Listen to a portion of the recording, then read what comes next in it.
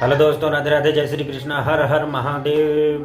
श्री कृष्ण गोविंद हरे मुरारी, हे नाथ नारायण वासुदेव।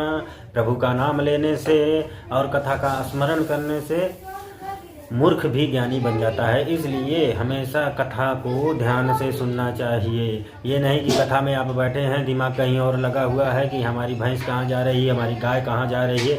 इस सब पे ध्यान लगा रहेगा तो आपको कथा का स्मरण नहीं होगा, उसका फल शुभ फल प्राप्त नहीं होगा।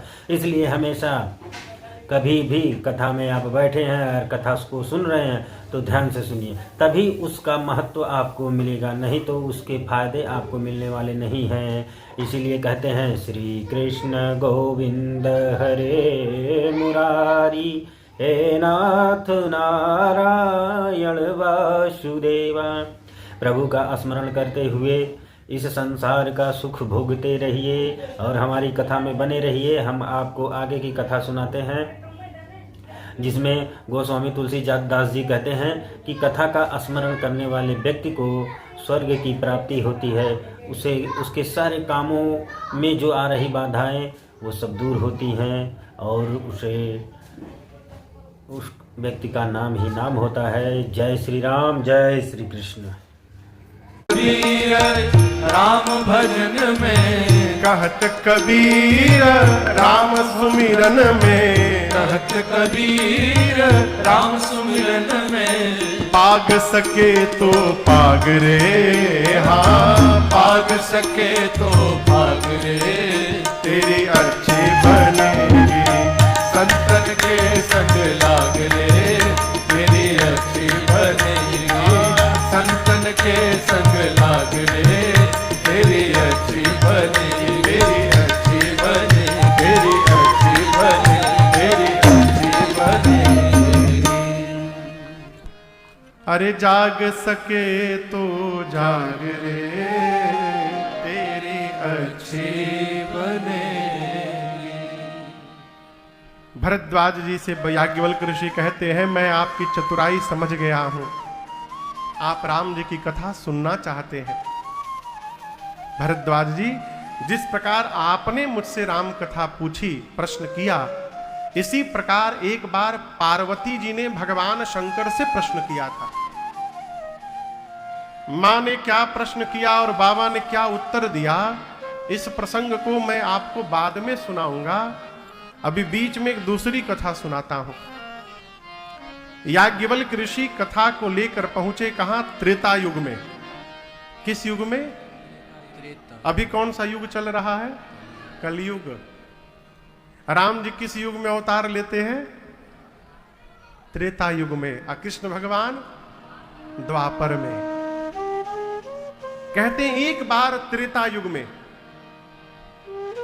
भगवान शंकर अपनी अर्धांगिनी, यहां देख रहे हैं ना, मैया है, इन मैया का नाम क्या है? जोर से कहिए। पार्वती मैया। पार्वती मैया पिछले जन्म में सती मैया थी। पिछले जन्म में मैया क्या थी? सती मैया। एक बार त्रेता युग में भगवान शंकर सती मैया को साथ में लेकर कैलाश से नीचे उतरे और भारत के पश्चिम दक्षिण भाग में स्थित दंडकारण्य में एक वन है जिसका नाम दंडक वन है।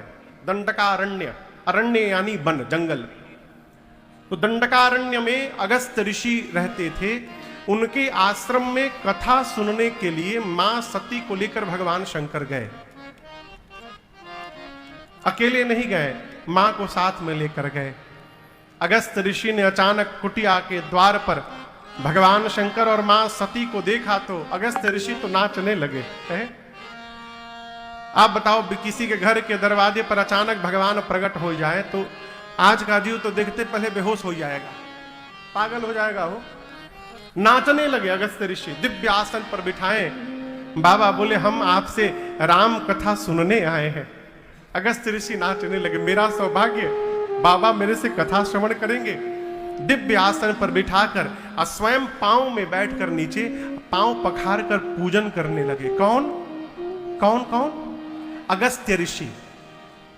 अब यहां दर्शन करिए, साथ में रहने वाले दो लोगों का चिंतन भी एक जैसा हो जाएगा, यह आवश्यक नहीं है। हर व्यक्ति अपने संस्कार से बंधा हुआ है और वो अपने संस्कार और चेतना से संलग्न होकर चिंतन करता है। भगवान शंकर जब देखे कि अगस्त ऋषि उनके पांव को पखार रहे हैं तो शंकर जी गदगद हो गए, कहे धन्य है ऋषि आप, हम तो यहां कथा सुनने आए हैं, हम श्रोता हैं, आप कथावाचक हैं, आप वक्ता हैं। वक्ता ऊपर बैठता है, श्रोता नीचे बैठते हैं, यहां कथावाचक नीचे बैठा है, श्रोता को ऊपर बिठाया है।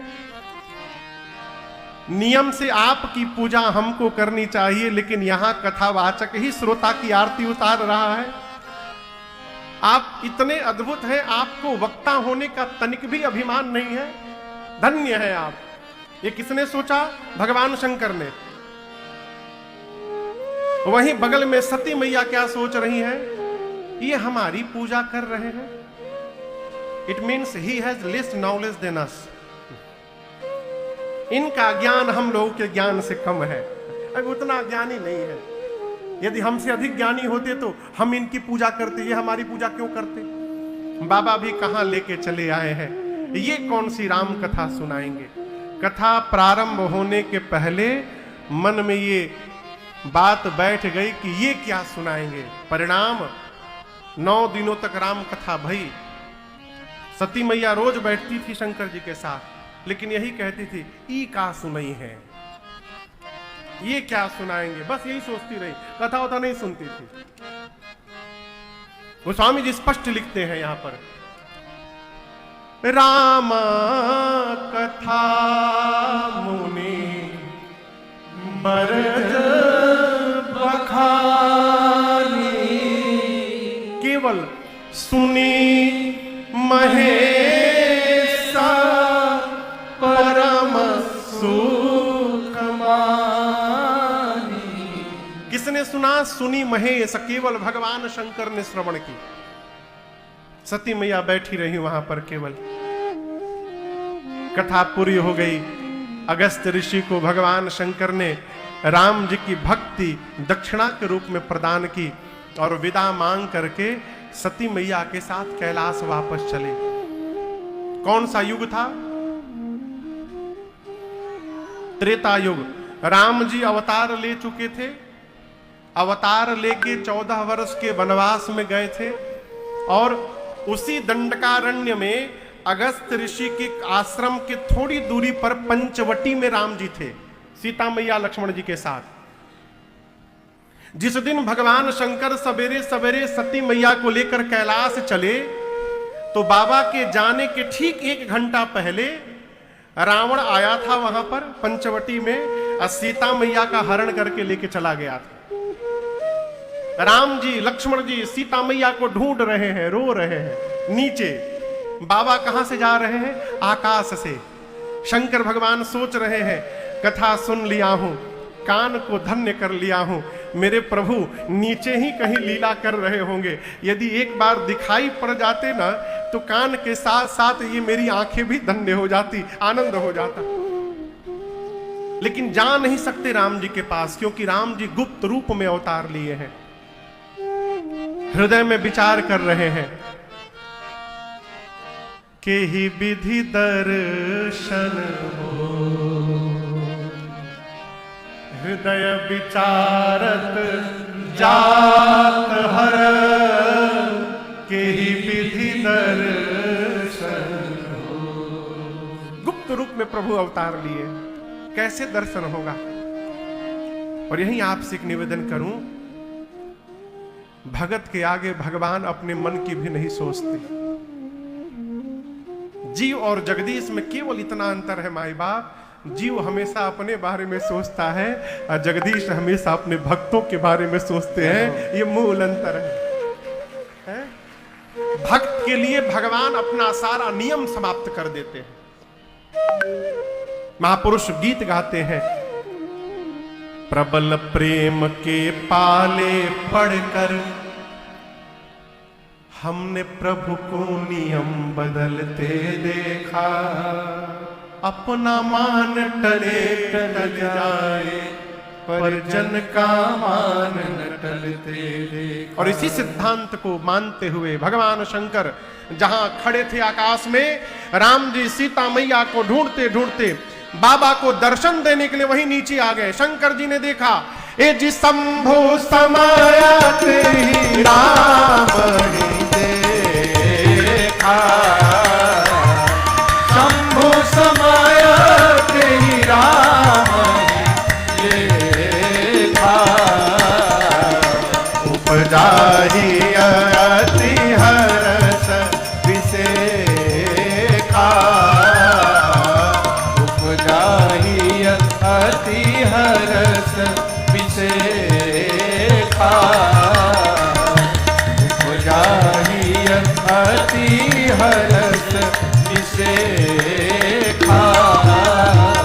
बाबा ने जैसे रघुनाथ जी को देखा, बाबा आनंद में आ गए और वहीं से हाथ उठाकर बोले, बोलिए सच्चिदानंद भगवान की जय, बोलिए सच्चिदानंद भगवान की जय, बोलिए सच्चिदानंद भगवान की जय। 3 बार भगवान शंकर आकाश से, हे सच्चिदानंद भगवान आपकी जय जयकार हो, जय जयकार करके 3 बार और सती मैया के साथ आगे बढ़ गए। अब दर्शन करिए, राम जी को शंकर जी ने क्या कहा, कहिए कहिए क्या कहा, सच्चिदानंद, सतचित आनंद स्वरूप। राम जी नीचे क्या कर रहे हैं, सीता मैया के लिए रो रहे हैं। सती मैया सोची, जो अपने पत्नी के लिए रो रहा है वो भगवान कैसा, क्या भगवान भी कहीं रोते हैं, है? और यदि ये भगवान होंगे तो इनको पता नहीं होगा कि इनकी पत्नी कहां है, ये रोएंगे? भगवान तो सब जानते हैं। नहीं नहीं, ये भगवान नहीं हो सकते। पूरा जगत शिव को प्रणाम करता है और आज शिव ने एक जीव को प्रणाम किया है, वो भी सच्चिदानंद बोल करके प्रणाम किया है, ये भगवान नहीं है। भगवान शंकर ने खूब समझाया, देवी जिनकी कथा अगस्त्य ऋषि ने सुनाई हम लोगों को, जिनकी भक्ति मैंने अगस्त्य ऋषि को दक्षिणा के स्वरूप में प्रदान की, ये मेरे वही इष्ट प्रभु राम है, आप भी प्रणाम करिए। मां बोली, नहीं नहीं नहीं, ये भगवान नहीं हो सकते। अनेक प्रकार से बाबा समझाने का प्रयास करते हैं, लेकिन एक बात कहूं, समझता वही है जो समझना चाहता है। जो पहले से समझ के बैठा है ना, उसको कोई नहीं समझा सकता। किसी को भी समझाने में अपनी ऊर्जा बहुत बर्बाद न किया जाए। 3-4 बार समझाइए, यदि समझ जाए तो ठीक, नहीं तो आगे रघुनाथ जी जाने। क्या हो? बाबा बोली, यदि आपको इतना ही संशय है देवी, तो जाके परीक्षा ले लीजिए,